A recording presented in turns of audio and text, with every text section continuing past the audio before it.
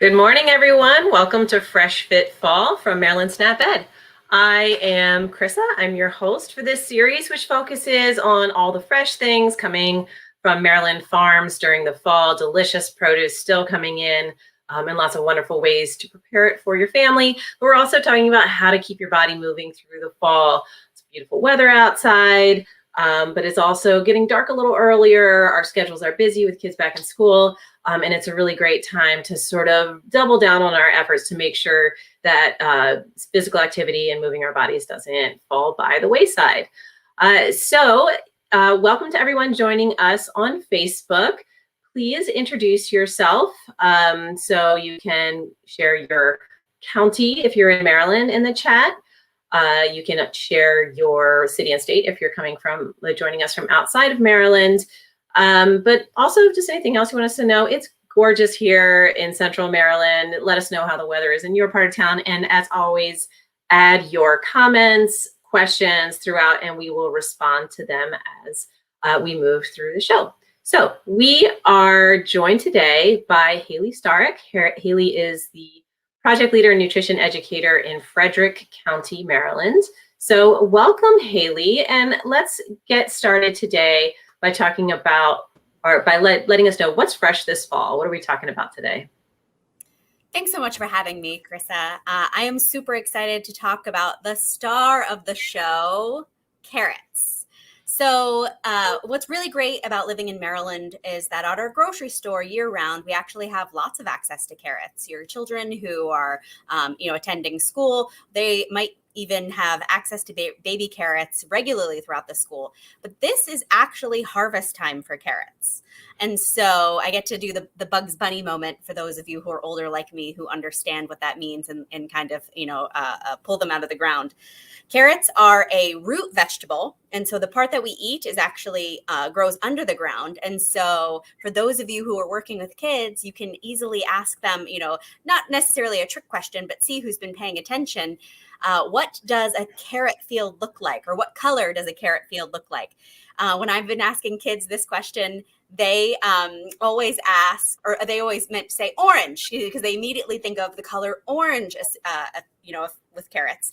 But actually, this is actually what you'd see on a carrot farm. So carrot farms, the farm field is actually green. And typically what we eat is, the orange root.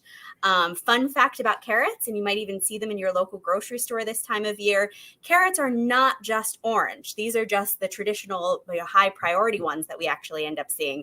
So they can also be purple, they can also be yellow, they can also be white. So it's a really great opportunity if you happen to see them in your grocery store to, try some new things with your kids and get them to try what they think might be a new vegetable if you already know that they like carrots. Yeah, it's always fun to explore different versions. So you're talking about varieties and different colors. Let's talk a little bit about baby carrots, because that is one of the most common ways I think that a lot of, especially younger kids or families who are packing them in lunch boxes might eat them. So are baby carrots truly just little babies that are pulled out of the ground when they're young? Right. That is a question I get all the time. Baby carrots are not little tiny baby carrot plants. What you're actually seeing is that a lot of times the manufacturer or the food processor is taking carrots that may not necessarily be the most attractive or ready to sell at the market because they might have different like shapes or things like that, and people may not be interested in buying them.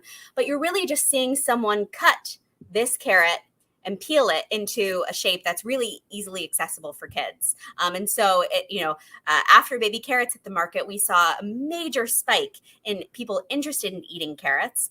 Now we're actually, because school meals have been so available for the last year during the pandemic, we see a lot of families getting them in their to-go bags. We see them served a lot.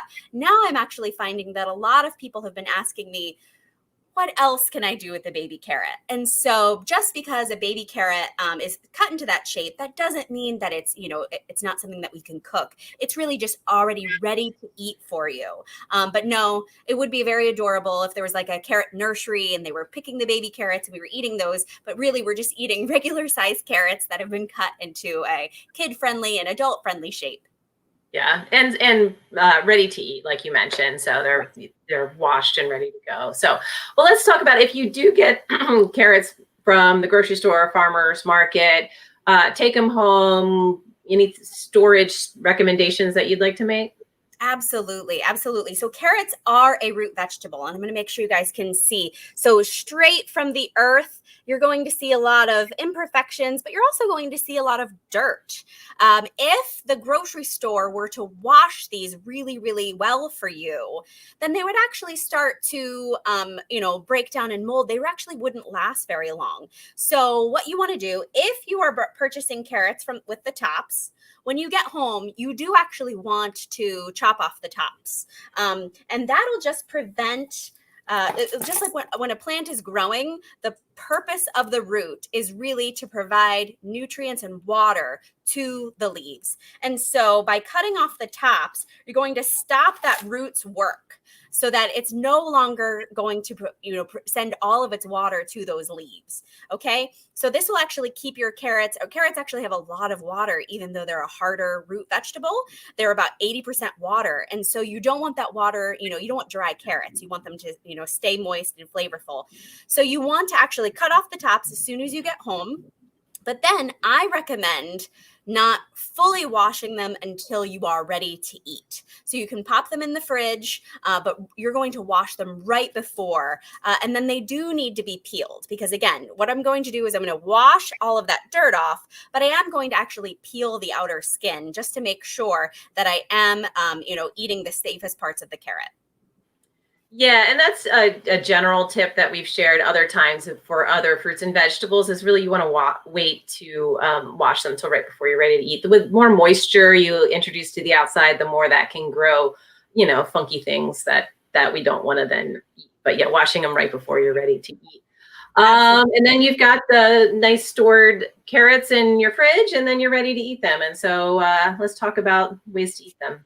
All right, great. So a carrot actually, after it's been washed and peeled, does not need to be cooked. And so carrots, actually, you can eat them raw. Again, just like we were talking with baby carrots, they actually can be eaten raw or they can be cooked. I actually think that by cooking them, they become a little bit sweeter. They do become a little bit softer. And so, they can be enjoyed both ways. Some of the other root vegetables in our recipe today, we're also going to be talking about a sweet potato. Sweet potato is not a root vegetable that you want to enjoy raw, but carrots, absolutely. As soon as it has been washed and peeled, it is ready to eat. Great. So if you have a whole bunch of carrots, so you got a deal at the grocery store or the farmer's market, or you have that bag of baby carrots that's been sitting there and you're thinking, maybe I really should use that. It is a great vegetable to include in recipes. So what are we going to make today?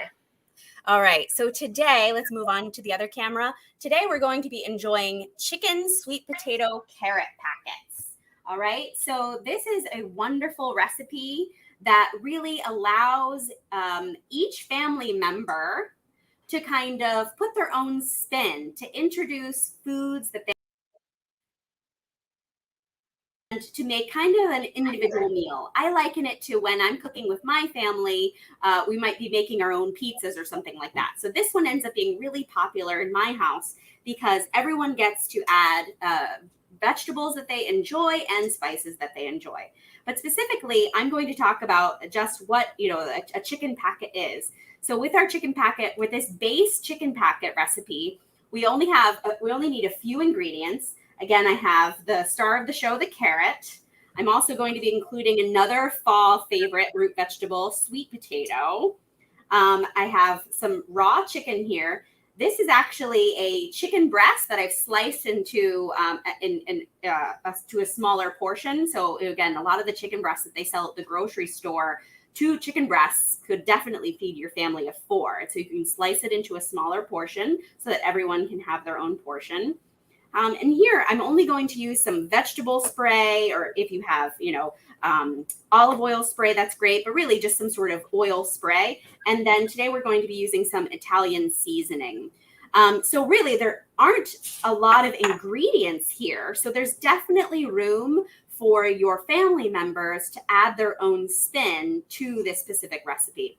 So when making a chicken packet, the most important thing is the piece of foil. So here I have about a 2-foot piece of foil. This recipe calls and allows you to make 4 individual packets, but for today, just to save time, I'm only going to actually assemble one of the packets. So you just spray the foil. This is about 2 feet. So not a huge piece, but I want to make sure that all of my food goes in here and I don't have any space where it's leaking out. So I just went ahead and sprayed the foil. Okay. And then I'm going to add my coarsely chopped sweet potato that I already prepared in advance. And now I definitely want to show everybody the actual process for, chopping my carrot. Okay. So as you can see, this carrot, I have not washed it. I have not peeled it. I haven't done anything to it just yet. So I'm just going to go ahead and wash it. I don't need any fancy soaps in order to be able to do this. Plain water and then just some friction, getting all of the dirt off with my hand is just good enough. Okay. So I'm going to hold the end. And I'm demonstrating this because I want to make sure that everyone, this is a really wonderful task that children can do in your home. So lots of times kids really want to be involved, and you can absolutely depend on even, children, even at the preschool level, to be able to cut carrots as long as they've been given some instruction. So in this case, I'm just holding the end of the carrot here. For your sake, I've actually left these these leaves on. But when I have it at home, here, I can go ahead and chop off. Okay, so you can see what it would be like to actually hold the carrot. So I'm just holding it at the very end, okay, and I'm keeping my fingers away. I am peeling away from my body very, very slowly. I am turning the carrot, just taking the outer peel off. I can just run it across very, very, very slowly, very smoothly. I don't have to press very hard. And as long as I'm moving it away from my fingers and not letting the blade go anywhere near my fingers, then it's very, very safe. Okay. So, and again, in a span of a couple of, seconds, I was able to do it. Then I'm just going to spin it around and do the part where my hand initially was. Okay. And I can vouch for that being a great job for young kids to do. My kids at home do it. Again, the peeling away for safety is important. But, if not only is it a safe job for them to do, it's one that feels very grown up. So, yes. So I think that's an important thing when you're getting kids involved in the kitchen is grow with them and let them grow as their skills develop. It might be messy, it might not be perfect, but the more that you let them sort of, grow into the role of a helper in the kitchen, the more they're going to enjoy it and enjoy the food as well. Absolutely, absolutely. It's a wonderful way for kids to be involved. And again, it's also from a hand standpoint, it's a really great way to get those hands moving. And it's a wonderful exercise for them. All right. So this carrot is actually pretty skinny. There's really no wrong or right way, but I'm actually using like that baby carrot size as my goal to actually just cut some of these. If you think a piece is really, large, you could cut it in half, but there's really no wrong way to actually slice this carrot up. And so again, if you have some older children and you're comfortable with them using knives, this would also be a really great, task for them to be doing, because it doesn't necessarily have to look pretty and they all don't have to be the exact same size. And so again, you can just go ahead and we'll toss these into our chicken pocket. Okay. All right, so we now have our sweet potatoes, we have our carrots, and then we're adding a sliced chicken breast right to the top. Okay. All right. Now the last thing, this recipe calls for 1 teaspoon of Italian seasoning. Now 1 teaspoon, when you're making 4 different packets, it's very important to do the math. So each packet is actually, we're recommending that each packet get 1/4 teaspoon. So not a teaspoon for each. However, in your family, someone may really love Italian seasoning, Italian seasoning. Someone may really love something a little spicier. In my family, my husband is a true Marylander through and through. And so he actually added Old Bay to this recipe. And so as long as he wasn't adding too much, because Old Bay does have, a bit of salt in it, then it was really a great opportunity when we were making this as a family for us to kind of explore what were our favorite seasonings, what were, some vegetables that we like. At my house, we happened to have some leftover onion. We had some leftover zucchini. And so the people in my family who really loved those vegetables could, easily add those to theirs. But to go along with the recipe today, I'm going to add 1/4 teaspoon of the Italian seasoning. Okay, I'm just mixing it around. All right, and then the last most important step of this packet is to turn this into a packet. So you're just going to fold over. Again, if I were talented, I might be able to make this look like a swan. My daughter actually tried to make hers look like a heart. And she was very proud of herself. So I didn't mind at all. But I'm just going to go with a basic folded over packet, making sure that all of the seams are closed. And there we go. All right. So that is a full packet. So I'm going to pop this into my preheated oven, which has been preheated at 350, and go ahead and bake it. Now, one of the things that we've been talking about with regards to, preparing some of these is one of the best ways, we absolutely provide you with a recommended time in order to cook this through. We recommend 30 to 45 minutes. However, my favorite is to always use a thermometer to make sure that my chicken is fully cooked. So I have 2 different thermometers that I depend on at my house. This thermometer it has this probe that can actually go into the chicken, and this gauge can actually sit outside, so the alarm can go off when I have it set at 165 degrees. So when that chicken reaches 165 degrees, I know that it's ready, okay? And so I don't always trust specifically just the timing to make sure that, this is actually, completely finished. The other thermometer that we have that we can actually, once we predict that the chicken might be done based on the time recommendations, you can always check it to make sure that it's, completely cooked once it hits that 165 mark. When working with chicken, the rule of thumb is always it must be 165 to make sure it's cooked through and through. So I love that you're sharing this information about checking temperatures because as you were going, we talked about varying up the veggies in the recipe, but you could also vary the protein. So chicken is the one that you want to make sure it gets cooked to 165 degrees. Whole muscle, as in not ground up. Pork and beef is 155. Ground meats are 155, and I'm not going to go further down that rabbit hole and get my temperatures wrong.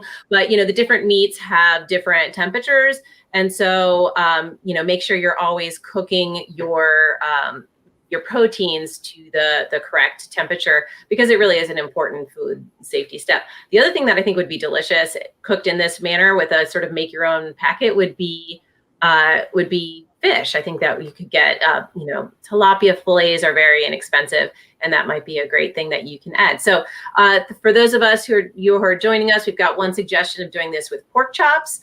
A nice thin cut pork chop. They can be very lean. That would be very good. So thank you, Terry, for that. But you could also, put in, use boneless, skinless chicken thighs, which tend to be pretty inexpensive. So let us know what you would choose to put in this.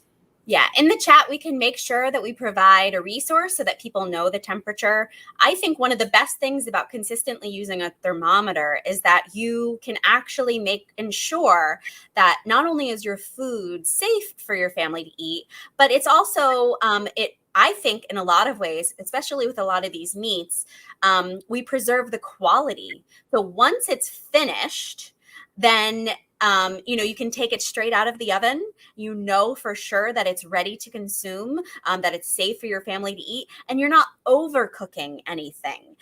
There's no guessing, and you're not at risk of drying anything out as long as, the temperature reaches the important part, or the advised minimum. Then you can go ahead and start eating. And so it's a really wonderful way to make sure you're not wasting any food, that you haven't ruined anything, burnt something, overcooked it, made it, to that it's not edible. So I think it's a really wonderful way to improve the quality of your food. Yeah. And I have just one of those simple analog ones, the second type you showed, and they cost maybe like $5. So, great. And we did just post a food safety cooking temperature reference in the chat. Right. So, great. Well, while those packets cook, we are going to move on to our Fresh Fit tips. This is our weekly highlight of an idea for keeping yourself and your family moving through the fall. So let's pull up our Fresh Fit tip.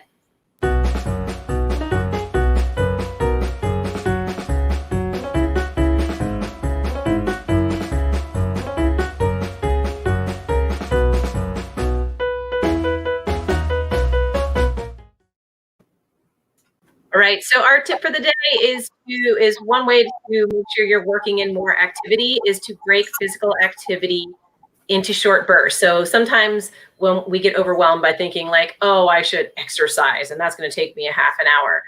But no, it doesn't have to be. If you get 5-minute bursts of activity and a couple of those throughout the day, that can really add up. And that really is just as beneficial to your health, especially if you're really vigorously moving your body. So to help you with that, we are going to share a video for a do-it-yourself game that you can construct to use with your family for a quick little movement break, whether it's before dinner or after dinner, getting the sillies out before you go to school, or just on your own. So let's look at how to make your own dancing dice.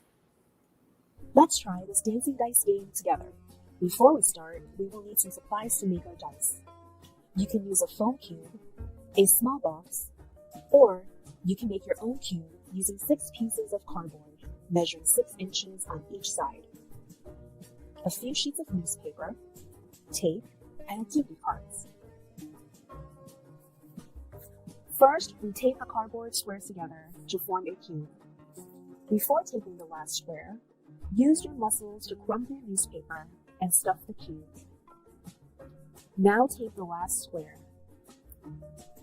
Now that the cube is finished, let's tape an activity card on each side, like so.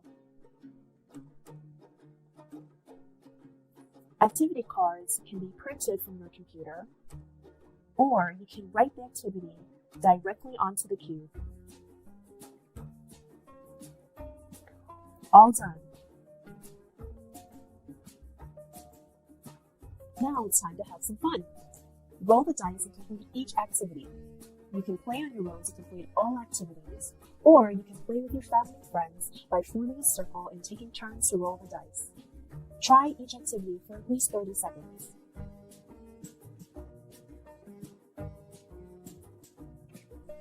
Now let's try jumping jacks.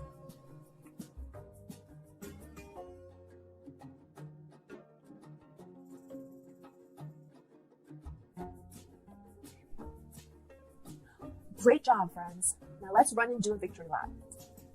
Thank you for playing Dancing Dice.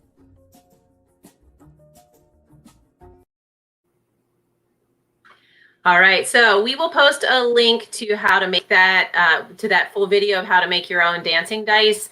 It really is, I mean, you can buy these online as something that they use. I think fitness groups use them. You know, they've got different activities on them. Then you could roll a regular dice for how many times or how many minutes to repeat that activity, but you don't need to spend money on it. You can make it at home, have your kids make it, and just use it as a fun way when things are getting a little hairy and you need to direct some energy. You can use it as a fun game, and make sure you join your kids in that as well. So that was our Fresh Fit tip. So let's go back to Haley and see how those chicken sweet potato carrot packets are looking. All right, so I'm actually ready to get everything out of the oven right now. The magic of the internet. We have actually cooked everything to the appropriate temperature, so I'll go ahead and bring it over so everyone can see. Okay. All right, it smells wonderful, which is great because it's the perfect time for my lunch.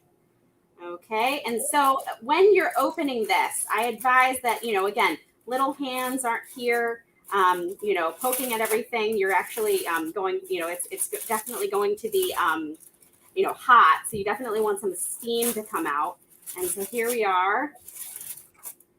Some really great fruits and vegetables here. Okay, all right. So I even added some onions to mine. So unfortunately, it didn't show up very great on the picture, but it does look wonderful and smells wonderful in my office. So again, if I were making this at home, I definitely would want to make sure that I'm adding, some of my favorite things like green peppers, and added onions, maybe some garlic, maybe play around with the seasonings. But everyone can actually have an opportunity to make their own and really enjoy it. So I can't wait to dig in and have my lunch. All right. Well, thank you so much for that. That looks wonderful. If you try this at home, share it in you can add to the comments after the broadcast is done. I do want to let folks know we typically broadcast to Facebook. We were going to add YouTube today, but we had a little trouble getting it directly onto Facebook. So hopefully some of our regulars found your way here. We will make sure we're back on Facebook directly next week. But thanks to everyone who participated. Let's talk about what we're doing next week.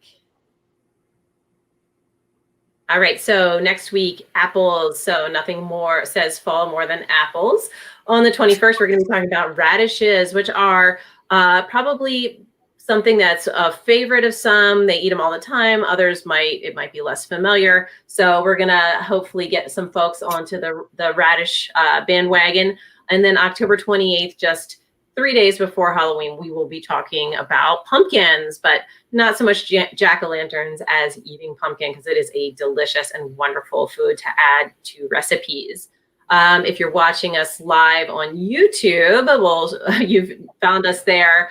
But we typically broadcast to Facebook. We're adding live broadcast to YouTube.